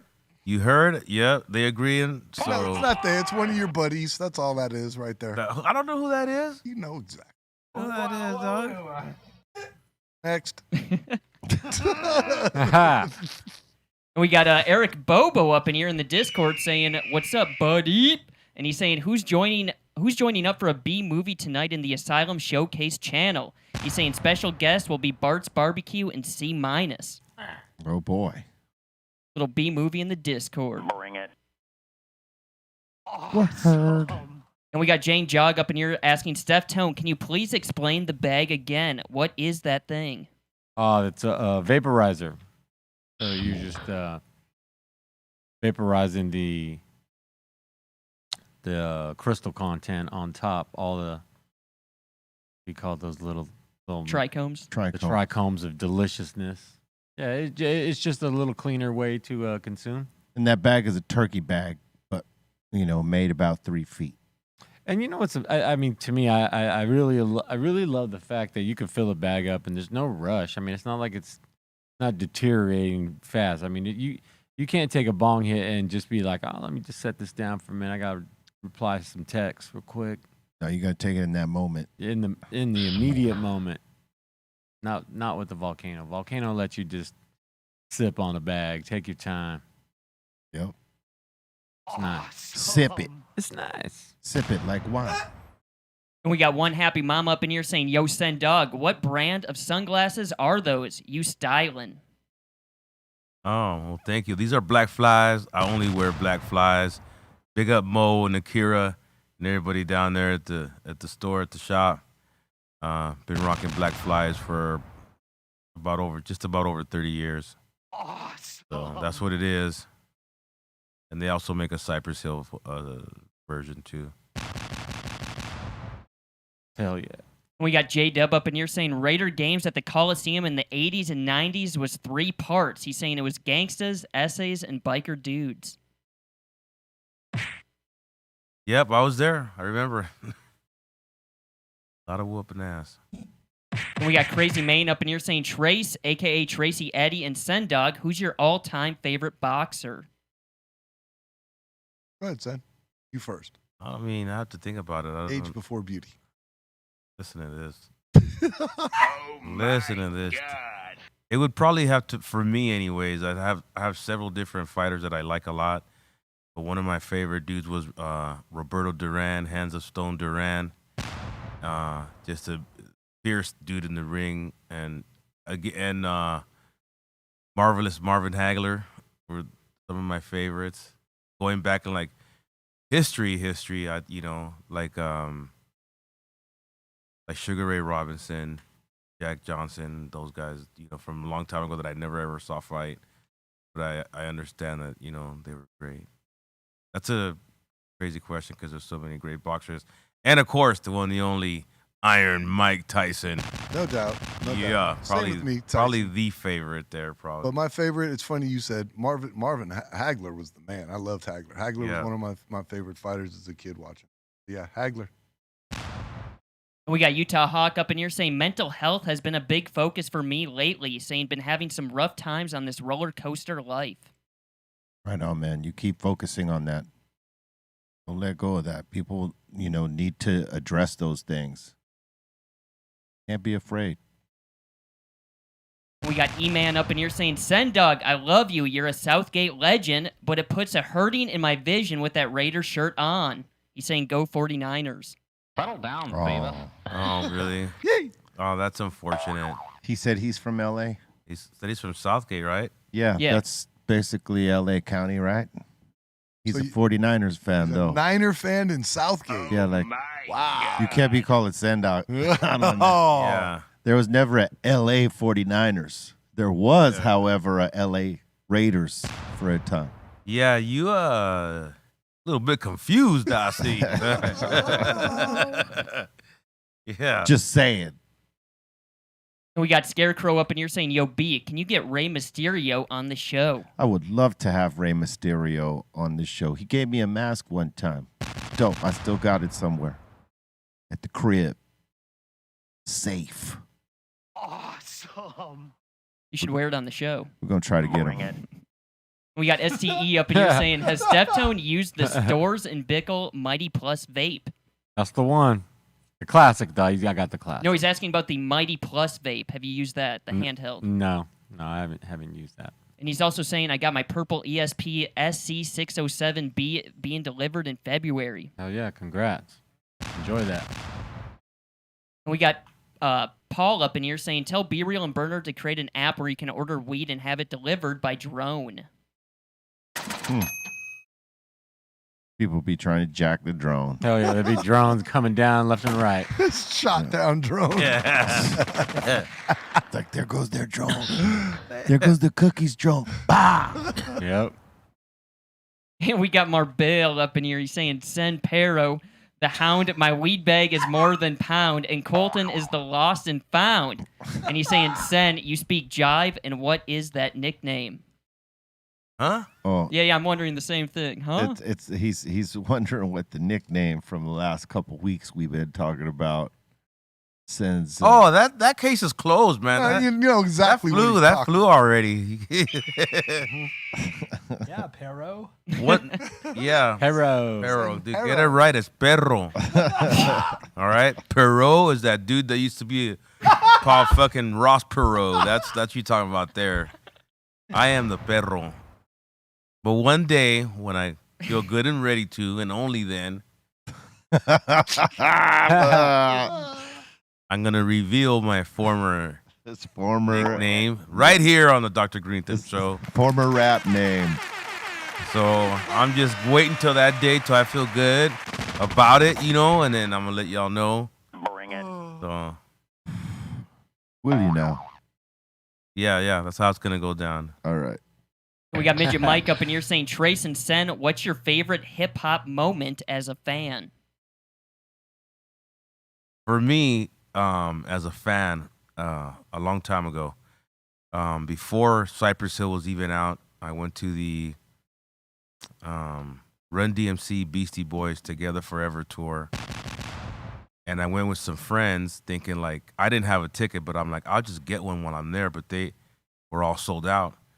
So I walked around, you know, and I came across this homeless dude, like a bum dude. And he asked me, hey, you want a ticket, man? And I'm like, yeah, how much? He said, $100. I'm like, no, man. You know, I don't got $100. So he comes back at me, $80, you know, $60. Finally, I got him down to $20 for the ticket, right? I buy it from him. I go up in there, and I'm looking for the people that I came with, and I find them, and I go stand with them, but I'm overlapping with this dude here, which is his seat that I'm in front of him. So I decide to go find where this seat is at. So I go up, and I ask the dude, hey, where's the seat at? And he says, go down and ask that dude over there. I go halfway down, and I ask that dude. He goes, go all the way to the front and ask that person working over there. So I go all the way to the front, and that person points me to the middle seat of the front row of the of the one of these Hollywood venues, and and I got to see Run DMC and the Beastie Boys for $20. Wow. Which left me another $20 to buy a T-shirt that I still have. Dope. And it's only my favorite moment because I was within like 10 feet of, you know, guys that I consider to be my idols, you know, in music. You know what I mean? Both of those bands were very important to me. And I was able to, it's like they were performing for me. You know what I mean? So that's one of my moments that I'll never My forget. most historic moment would definitely be every night that I watch these guys perform. I know that sounds like, I know what it sounds like. But a lot of times, like, I catch myself like I'm witnessing history here. Like, to watch you guys do what you do, every corner of the world, symphonies, heavy metal shows, hip-hop shows, you know, there's nothing like it. So, I mean, I'm fortunate. I witness history every night at work. And that's the truth. Well, thank you. I reckon. I was talking to B, not you. Oh, that's all right. It's all right. Good. I'll accept it along with it. And we got Midget Mike up in here asking, B, did you ever think hip-hop would make it this far? Yeah, now I'm in the limelight because I rhyme tight. See what I did there? I do. Well done. Because he did something there, and I just followed it up. Yeah. We got Midget Mike again saying 20 minutes to spend $100,000 in one store. Where are you guys going? Say what? Midget Mike is asking in the super chat, you guys got 20 minutes to spend $100,000 in one store. Where are you going? Gucci. Gucci. Huh. All right. Rolex. I'm going to hit a car lot. I'm not sure where. How about you, Sam? Yeah, Motorcycle. probably the same thing. Some kind of vehicle. Damn, I don't know. I'm going to the guns and ammo store. 100 Guns and ammo. 100,000. You got to spend it in an hour. 20 minutes. 20 minutes. Yeah. Well, that's either a vehicle or a couple of Rolexes, like 3 or something like that. Yeah, some jewelry. A car lot. I'm down. Buy a lot for 100. Get a lot for 100 still. Yeah. It's a few Rolexes, actually. Oh, yeah. And we got Aji up in here. You guys were talking about basketball and money. He's saying Magic would have an extra $5 billion if he would have signed with Nike. He's saying that Magic said he lost $5 billion by not signing with Nike as a rookie because he didn't even know what stocks were. Yeah, I guess it is considered a loss because it's money you didn't get. When you could have got it, it was right there for you. With any investment type of thing, it's a would have, could have, should have, you know, in reality, you know, should have done this, should have done that. But, you know, at the end of the day, Magic did all right. He would have had the biggest contract at the time, and he would have, like, had the first really popular Nike shoe. Instead, it had to wait till Mike came. And a lot of those shoe contracts back then exceeded the players' salaries. So, I mean, like, a lot of those shoe companies were actually paying them more than, you know, than the ball clubs themselves. And we got PKS up in here saying, B, the Smoke and Scam fam would love you as a special guest, even if it's just to say hi. Smoke. Well, of course. That's my bro over there. She's also saying Yo Namas Digo. Yo no mas digo. Yo Namas Digo. I'm only saying. We got Marbell up in here saying, "Wait, be real. Did Sen let you sleep over, or did he do y'all dirty and make y'all sleep in a hotel?" What? He's saying, "Did Sen let you sleep over, or did he do y'all dirty and make y'all sleep in a hotel?" I don't know what you Like mean if you're by ever that. going to Vegas or. I ain't going to sleep at Sendog's house. That's his castle, man. Going to a hotel or an Airbnb. These guys were at the best hotel Hey, in B, Vegas. you need a pillow? Yeah. What the hell? Yeah. Hey, yo, Sen, hey, I need a sleeping bag. I'm gonna sleep in your the man cave, eh? Yeah, I got you. Air mattress. Come over like Bolton and up all the. Hell yeah. We got that's not gonna happen. That's not happening. we got Diamond up in here saying, "Yo, I'm going to the Raiders versus Patriots game this weekend. Shout to Sendog." All right, well, who are you a fan of? She likes the Raiders. All right, well, all right, good deal. Why are you getting all defensive? Good deal. By the way, them Patriots had a very, very lousy outing last game. I think they got shut out or something. 1-4 they're at right now. Yeah. Anyways, you got to play them tough. You got to play everybody tough. So let's hope they go. Get back-to-back wins. That's a clear case of be careful what you ask for, right? Because Belichick wanted Homie gone so he could rebuild the team, and they're 1-4 right now. There you go. And the last one so far, we got Midget Mike up in here saying, "B, $50 million to sign with Raucous or $10 million to sign with Def Jam." Wait, what? He's saying $50 million to sign with Raucous, RAWKUS, or $10 million to sign with Def Jam. I don't know. Depends. Why you have meetings with both to see where you fit. Like for instance, Hollywood Basic was offering us $170,000 to sign our first album. That was their offer for our recording budget, all in $170,000. Rough House on the other end, who is backed by Sony, only offered us $75,000 for that first album. We took the $75,000 because going over here for the 170 wasn't the place where we were going to thrive. Where you were going to get the ring. Right. Supposedly. There's the conversation full circle that we just had about professional athletes. No. That's not. No, they were offering me more money where I wasn't going to get the right. Where we weren't going to get the ring. You took the less money to get the ring. Get the ring. Yes.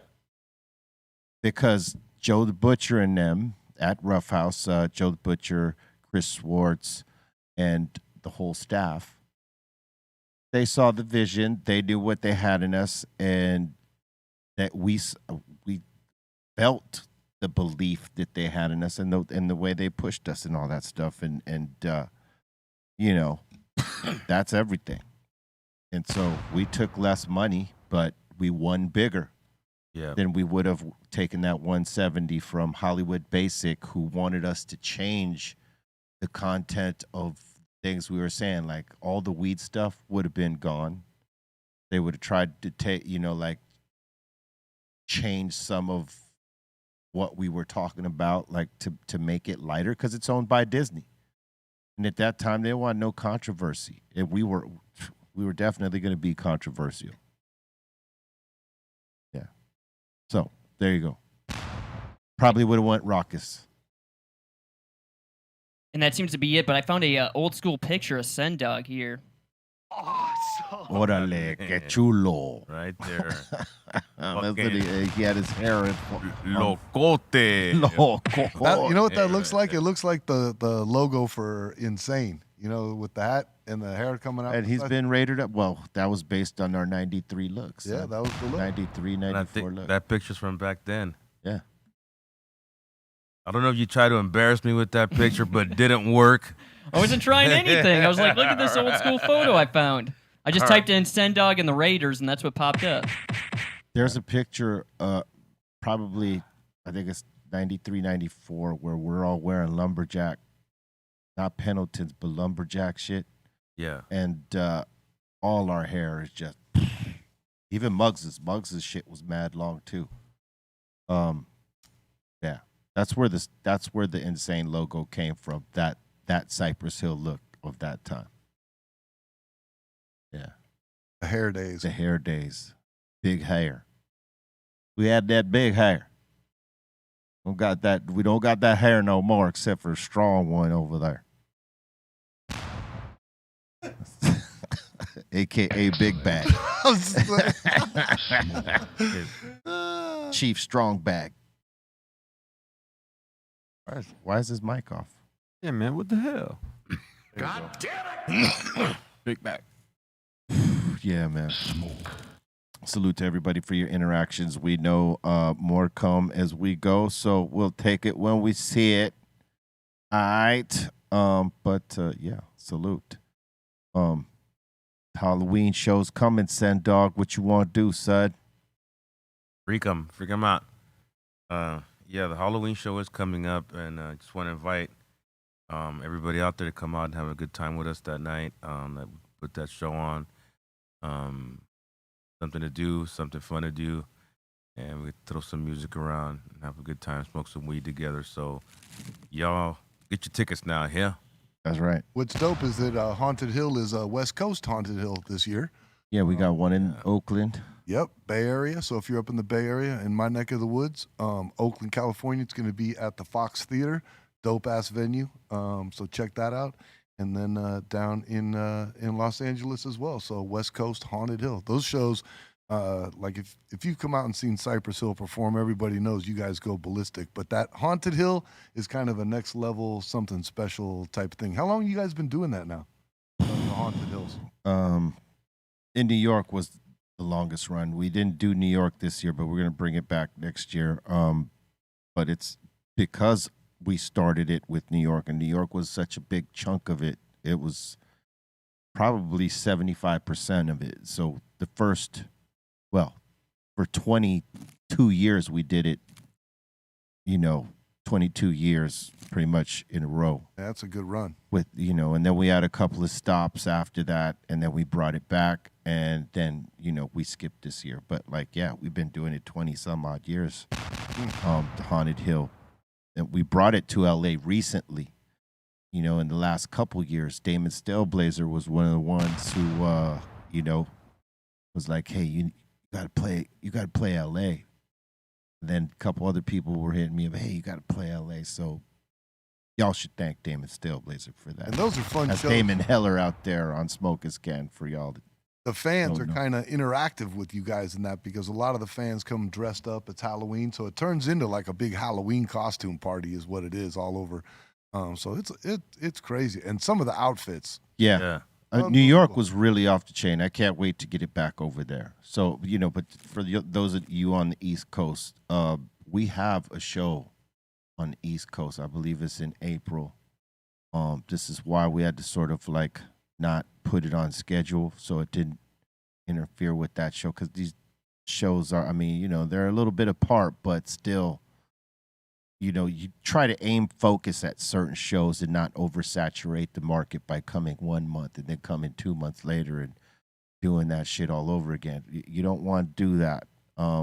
We as artists don't want to do that. So we're trying to have you focus on what we're going to present on this next one. So, yeah, next year we're going to, get back on the East Coast with the Haunted Hill. All right. So just to give you those little nuggets. All right. And we got Caleb in here right now. He's asking, Send Dog, have you ever rode in a pack with 1%ers?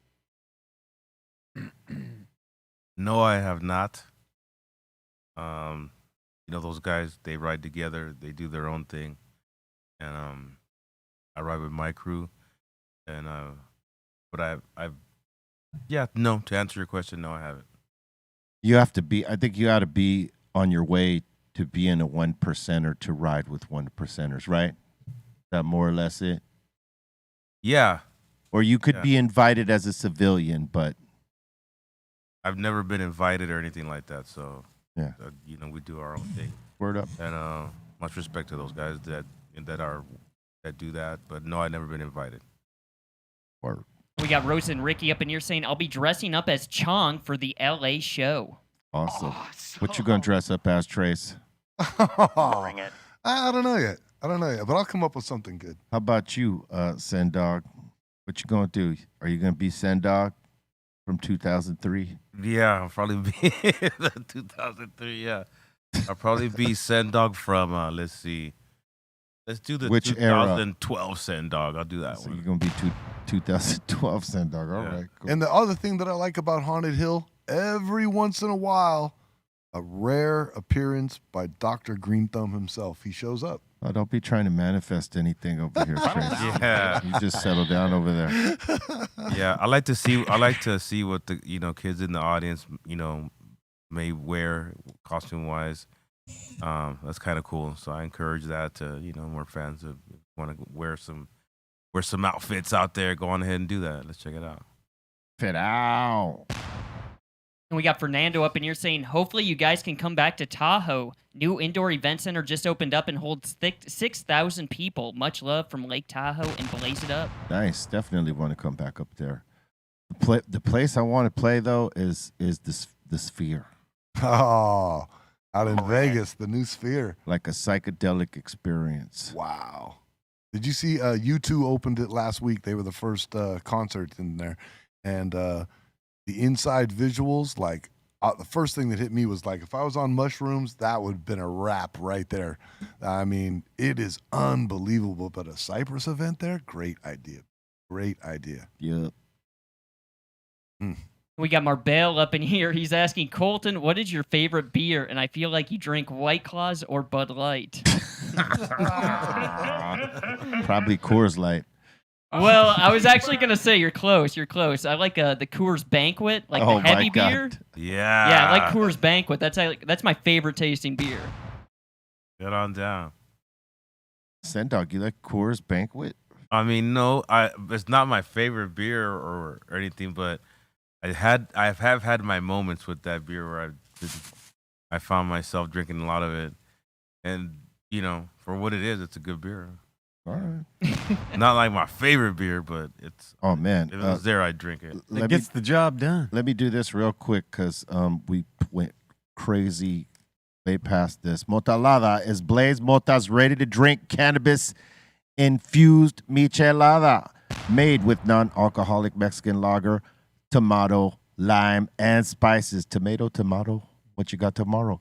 No mix needed. 20 milligrams of THC per 16-ounce can and 50 milligrams of THC in the new Chichelada. It's Miche time with Chiche. You know what I'm saying? Cheech. Wow. Blaze Mota has a line of cannabis products celebrating the proud traditions of the Chicano culture that have shaped our great city of Los Angeles. Blaze Mota es hecho en Los Angeles for the world to enjoy. Salute to Blaze Mota.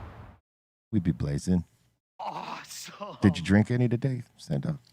I have not. You got a cold can right there in front of you if you need it. I kind of forgot it was there. All right. And we got Midget Mike up in here asking, Trace, name a rapper who gets no airtime in your car. A rapper who gets no airtime in my car. He could probably give you 10 of those. Wow. Bring it. I mean, see, but then and if I start mentioning names like this, then the hate thing starts, and then they, but I do have a list of guys that I cannot. It's not going to happen in my car. Bring it. There's a few of them, and I'm not going to know because that's just going to start trouble, and I'm not going to. But yeah, there's a few. You're not gonna. I can't do it. I can't do it. I mean, I'd like to do it. Don't get me wrong, but I'm not. Bring it. Right. I'm going to stay politically correct. All right. And we got King Valkyrie M up in here saying, can I get a birthday shout out to my boo thing, all about the biz? Saying, love you, dude. Kissy, kissy. Happy birthday, all about the biz. He loves you. And we got Marbell up in here saying, I will be 94 Sendog and destroy Colton's room. You could never destroy a room like that, man. Kid. Oh. Look, go for it. Try it. It's something relaxing about it. And we got Honey Bunch of Slugs up in here saying, found out I got a job today and I passed the drug test. Hey, Yeah. congratulations. There it is. Hey. Oh. Congratulations. Smoke. And we got Midget Mike up in here saying, send dog, your old rap name is Angel Cake Perro. Angel Cake Perro. You would have just been good at MC Angel Cake. That would have been everything. Nice try. And the last one so far, we got Humble up in here saying, shout to Raider Nation, the most hated and least bandwagon team, real loyalty fans. And he's saying, F all the traitors who went to the Cowgirls. Oh. Yeah, pretty much. I mean, that's one thing I do admire about the Raiders fans is because, and I'm one of them, we've been through a lot. You know what I mean? So to like... Wait a minute. You're a 49ers fan. I'm both. I had this conversation with you a million Are you times. hearing this, Send Dog? Yeah, I've heard it. Have you heard this? I have. I've heard this. Shit, dude. Go ahead, explain yourself again. One more time, Mr. Bay. I'm from the Bay, man. So it's Raiders on one side of the bridge and the Niners on the other. So I mean, you know, you got to pick and choose. So, but well, that's where it didn't seem like you picked and choose. Yeah. I mean, so I'm a Raiders fan, but at the same time, if the Niners are doing their thing, I got to root for them because it's the home team too. Oh, okay. Okay. All right. Okay. I thought last week you were a Niners fan who happened to like the Raiders too. No, it's a Raider fan who happens to also like the Niners. All right. That's what we're going with this. We got it on. We're going to call him 50-50. Yeah, 50-50. In the last one so far, we got PKS saying mandatory to be on 1,500 milligrams for the sphere. Bring it. Oh, man. Oof, you won't make it through the show. Aren't you a Giants fan, though? Oh, for sure, a Giants fan. That would make you a Niners fan. How does baseball have to do anything with football? It does, though. It's all parallel. It's all related. Sometimes it is. Yeah. No, I was. It's like saying that me as a Laker fan, fucking sometimes when I see the Clippers play all right, I'll just go support them. Do what? You know what I mean? It's nothing like that. I was raised a Raider fan by my family around Raider fans. So Right. And then I was raised in San Francisco, so I've learned to live with both. So is there like a lot of people like that in where you grew up at? There that is actually a lot of people in the Bay are Raider and Niner fans. We're going to have to look into this. Oh, you guys. I mean, you don't think people in L.A. root for both basketball teams if they're... No. If you're a Lakers fan, you do not root for the Clippers. Okay, so let me And ask if you're a Clippers fan, you hate the Lakers and hate the Laker fans. Okay, let me ask you a question. L.A. Clippers are in the finals against the Milwaukee Bucks. Who are you rooting for? Wait, say that again? You heard me. Milwaukee Bucks versus the L.A. Clippers. Who are you rooting for to win? Neither. See, that would never happen. Oh, you guys.